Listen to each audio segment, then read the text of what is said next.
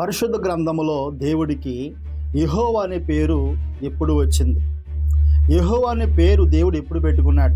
ఎందుకంటే నాకు కానీ మీకు కానీ మనలో ఎవరికైనా సరే పుట్టినప్పుడు కొన్ని రోజులకి మరి మన తల్లి, మన తండ్రి, లేకపోతే మేనమామలు, లేకపోతే పాస్టర్ గారు, పాస్టమ్ గారు పేరు నామకరణము చేస్తారు కదండి.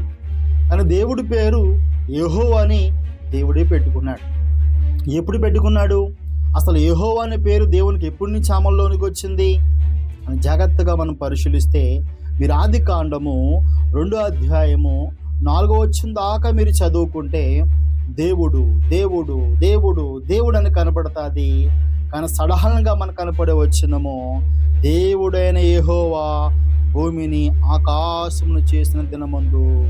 ఇక్కడ ఒక మాట కనపడుతుంది, దేవుడైన యెహోవా.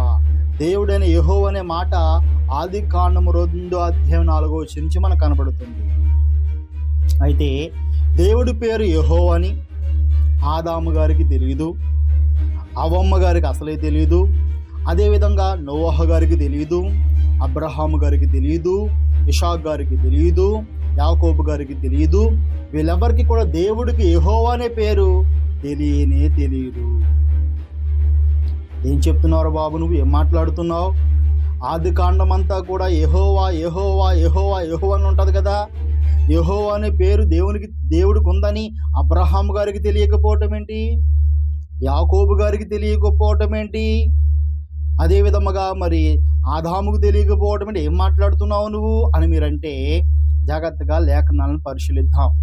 యెహోవా అనే నామకరణము దేవుడు ఎప్పుడు చేసుకున్నాడు? ఎందుకు చేసుకోవాల్సి వచ్చింది? దానికి రీజన్ ఏంటి అని జాగ్రత్తగా మనం పరిశీలిద్దాం. ఈ చిన్న అంశాన్ని నేర్చుకుందాం. అయితే మీరు జాగ్రత్తగా గమనిస్తే మోషే గారు మనకు తెలుసు. మోషే గారిని దేవుడు పిలిచాడు. మరి అగ్ని పొదలో మరి ఒక పొద కాలిపోతుంది కానీ అగ్ని రగులుతుంది కానీ పొద పరిపూర్ణంగా కాలిపోవట్లేదు. అప్పుడు మోషే గారు అలా చూసినప్పుడు ఆశ్చర్యపోయాడు. అప్పుడు దేవుడు మాట్లాడుతున్నాడు మోషే గారితో, మోషే, నా ప్రజల యొక్క ప్రార్థన విన్నాను, వారి యొక్క దుర్వాసను నేను చూశాను, వాళ్ళ భయంకరమైన స్థితిలో ఉన్నారు, వారిని విడిపించడానికి దిగి వచ్చినాను. కాబట్టి నువ్వు వెళ్ళి నా ప్రజల్ని ఫరో చేతి నుంచి విడిపించు అని చెప్పినప్పుడు మోషే గారికి తెలుసు కదండి, గతంలో మాట చెప్తే వినలేదు వాళ్ళు. నువ్వెవడరా మాకు తీర్పు తీర్చడానికి, నీకు మాకు సంబంధం ఏంటని తిరగబడ్డ జాతి. ఓ మాద్రోలు కాదు ఇశ్రాయేలు ప్రజలంటే, తిరగబడిపోతారు. ఎవరి మాట సాధారణంగా వినరు. ప్రభువా, మరి వాళ్ళు అంటారు, అయ్యా మరి దేవుడు పంపించాడంటే వాళ్ళు అడుగుతారు, ఏ దేవుడు, ఆ దేవుడి పేరేంటి అని అడిగినప్పుడు నేను ఏం చెప్పాలయ్యా, నీ పేరేంటయ్యా అని అడిగినప్పుడు ఆ దేవుడు ఇప్పుడు చెప్తున్నాడు చూడండి.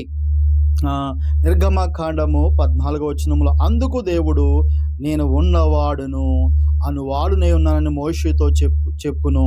మరియు ఆయన, మీరు జాగ్రత్తగా గమనిస్తే దేవుడు మోషే గారితో మాట్లాడుతున్నాడు.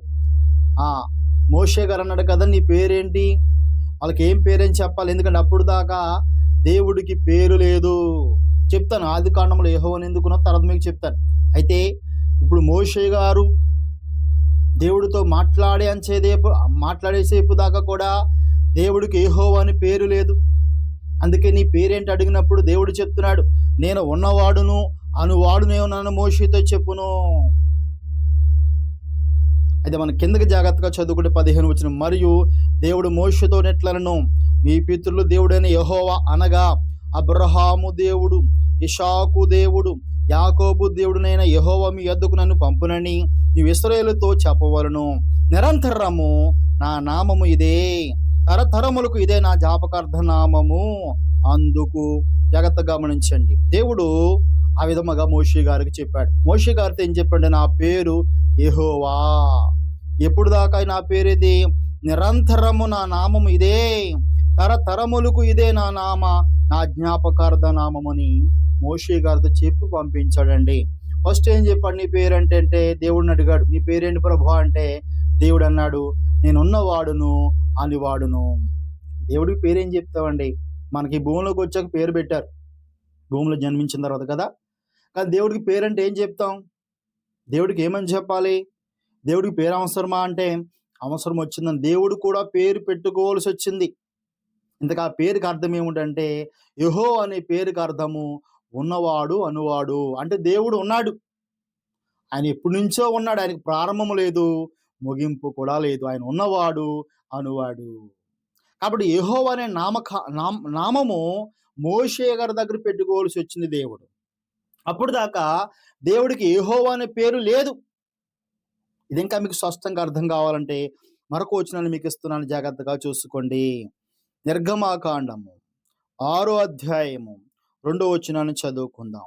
నిర్గమాకాండము 6వ అధ్యాయము 2వ వచనం. మరియు దేవుడు మోషేతో నెట్లనను, నేను యెహోవాను, నేను సర్వశక్తి గల దేవుడును, నేను సర్వశక్తి గల దేవుడు అను పేరును అబ్రహాము, ఇషాకు, యాకోబులకు ప్రత్యక్షమైతేనే కానీ యెహోవా అను నా నామం నేను వారికి తెలపబడలేదు.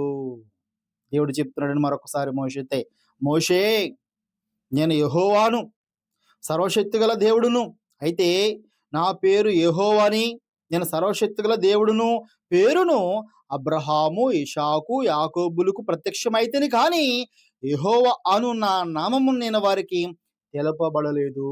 అంటే దేవుడు అబ్రహాము గారికి ప్రత్యక్షమయ్యాడు, యాకోబు గారికి ప్రత్యక్షమయ్యాడు, అదేవిధంగా ఇషాకు గారికి ప్రత్యక్షమయ్యాడు, ఆదాముకు ప్రత్యక్షమయ్యాడు. ఇలాగా మోషే గారి కంటే ముందున్న అందరికీ కూడా ప్రత్యక్షమయ్యాడు.